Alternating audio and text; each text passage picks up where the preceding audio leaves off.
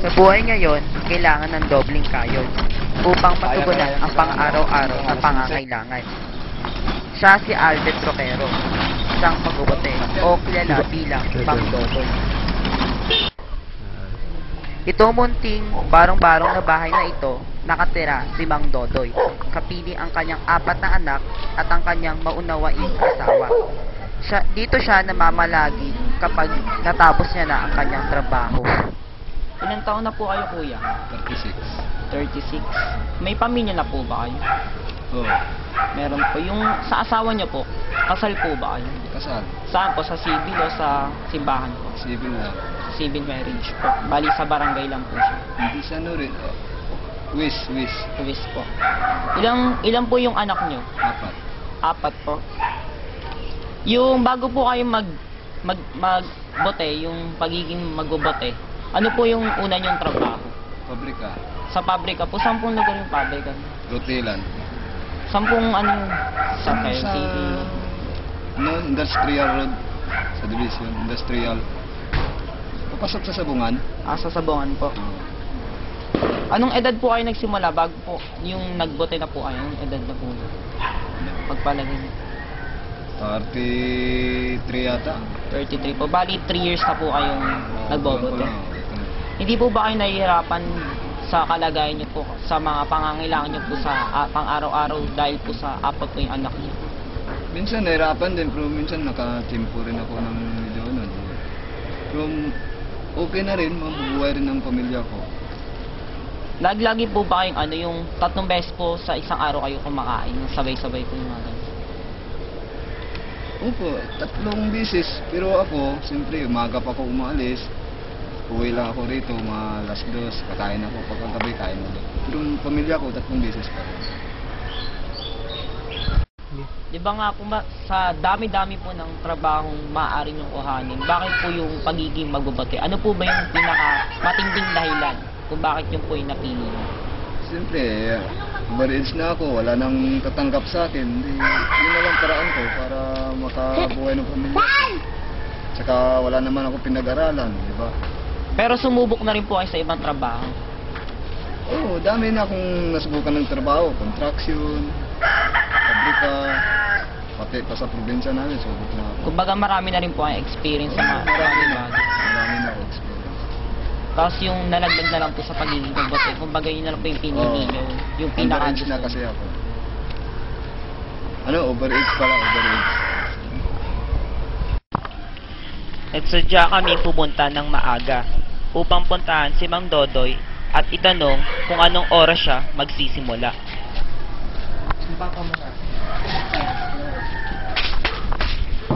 Tao po, Mang Dodoy.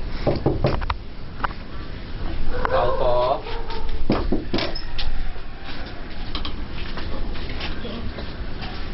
Saan nyo ah? Pagising niya ako, kuya. Gising lang, tulog po nga sila. Tulog po yung... Gusto na po, kuya. Anong oras po tayo aalis nito ngayon? Itong mga 6:30 pwede. 6:30. Sige po. Pinangunahan na namin si Mang Dodoy sa kanyang paradahan ng kariton. Ito yung ginagawang paradahan ni Mang Dodoy ng kanyang kariton. Maaari kong sabihin ko ano yung mga hindi sa loob. Napabigat pala nito. Paano pa kaya kung may batang pupunta dito, sasakay ka sa aming kanyang anak? Gawa ito sa kahoy. At sa tingin ko, ito yung lucky charm ni Mang Dodoy, yung bilog na ito. Ibalik ko na baka may makakita. Bigat? Kinakailangan na ni Mang Dodoy na magsimula ng maaga. Upang makarami at pagkaroon ng malaking kita, kinuha niya na ang kanyang kariton upang siya ay magsimula na.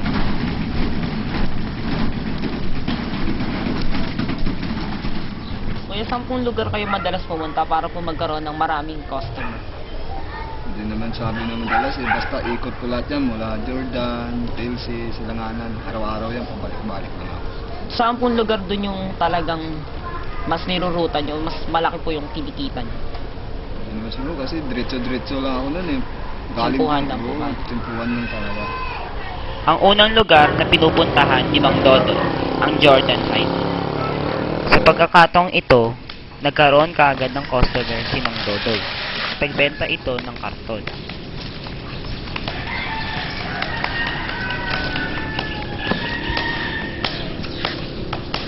Agad-agad niyang ikinilo ang karton upang malaman ang kilo nito at ilagay sa kanyang karton.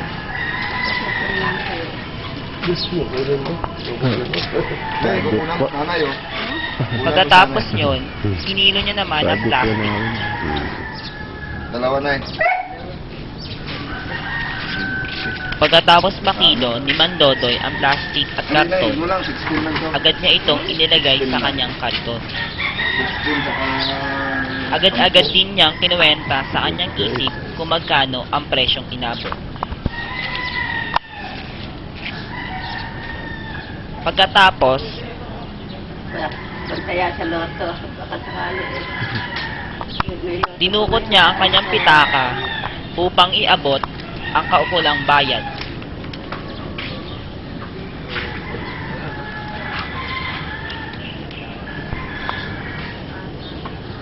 Araw-araw mo luto na yan. Ano bago ma-Pasko, ang tigil na siyang araw. Sabado, Na nagkakahalaga ng 33 pesos. Wala nung ano. Tapos sa ang Webes lang yun.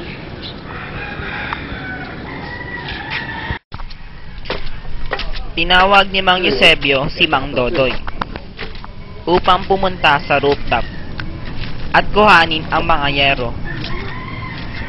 Agad-agad itong binuhat ni Mang Dodoy upang kiluhin sa baba.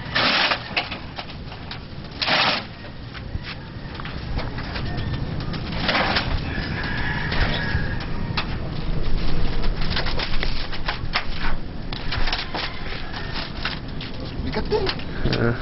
Sa tingin nyo ilang kilo? Ay, hindi ko alam kung ilang kilo to. Dito bangin naman sa baba to. Binuhat na ni Mang Dodoy ang mga yero pababa. Pagkatapos, ikinilo niya na ito sa kiluhan ni Mang Eusebio. Tila nagkaroon ng diskusyon ang dalawa kung ano ang tamang kilo ng mga yero. Pagkatapos nilang makilo ang mga yero, Oo, kapag kung saan ako magpunta. kinuwenta na ni Mang Dodoy kung magkano ang inabot. Daming naguna sa akin eh. Sabi ko, yan mo yan, sunod naman na sunod eh. Ano anak niyo sa kanya? Classmate ko po. Ha? Kaklase ko po. Pag sumasama sa iyo. Kagrupo ko po siya. Ba't saan niyo po lalo yan? Sa project po namin to sa, sa school po.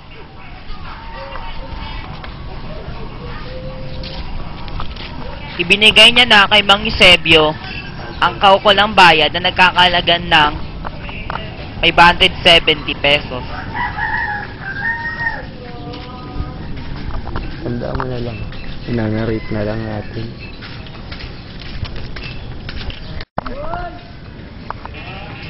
Binilang ni Mang Eusebio kung tama ang perang ibinigay sa kanya ni Mang Dodoy na nagkakalaga ng 570.